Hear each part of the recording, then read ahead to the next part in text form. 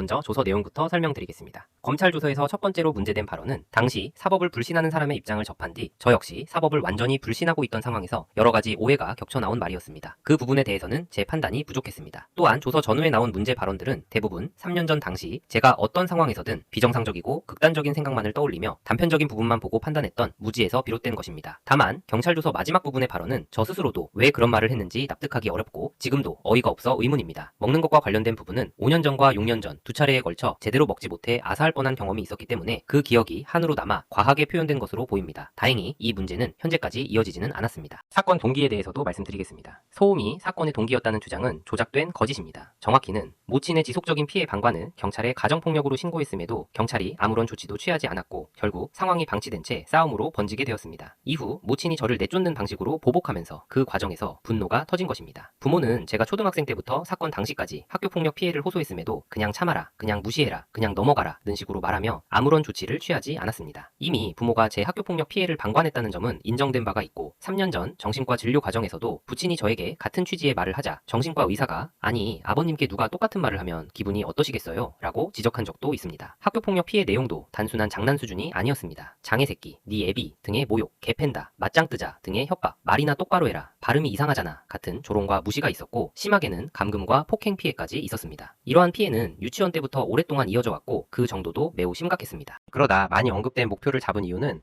두 진영 중 제가 옳았음을 증명하고 더 이상 당하지 않기 위해서였습니다. 그 목표는 상당한 지능을 요구하는데 학폭 가해자에 의해 지능과 힘이 없는 자는 당하기만 하고 살고 지능과 힘을 가지면 당하지 않고 살 수 있다는 것을 알게 됐습니다.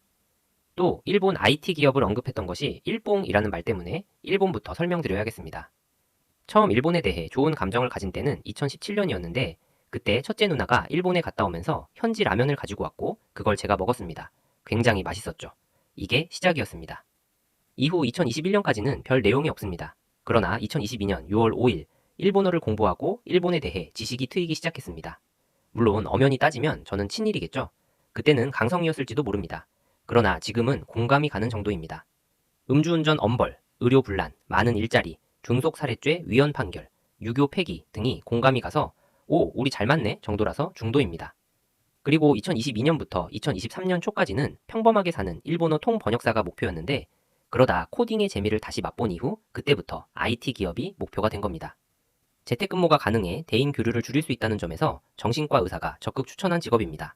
그 목표를 위해서 사리가 짜증 때문에 잠깐 나오는 경우를 제외하면 내려놓고 일본어, 영어, 수학을 열심히 공부했습니다.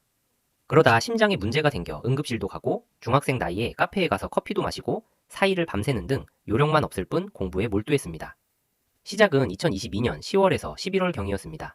그러다 이 사건이 나니 지금은 나의 과거는 추잡스러웠지 라고 생각합니다. 칼부림 건은 몰라도 이번 건은 제 잘못이 크니 남은 가족에게 미안합니다.